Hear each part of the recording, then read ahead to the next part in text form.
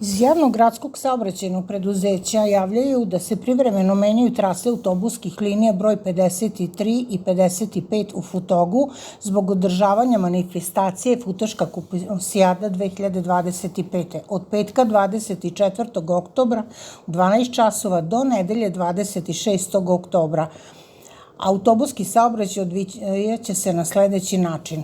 Polasci iz Novog Sada za Futog odvijaće se redovnom trasom do Futoga i raskrsnice Cara Lazara, Braće Bošnjak, Svetozara Markovića, zatim će nastavljati ulicom Svetozara Markovića, skretati desno u Partizansku ulicu, desno u ulicu Branka Radičevića, levo ulicu Rade Kontića i dalje saobraćati redovnom trasom.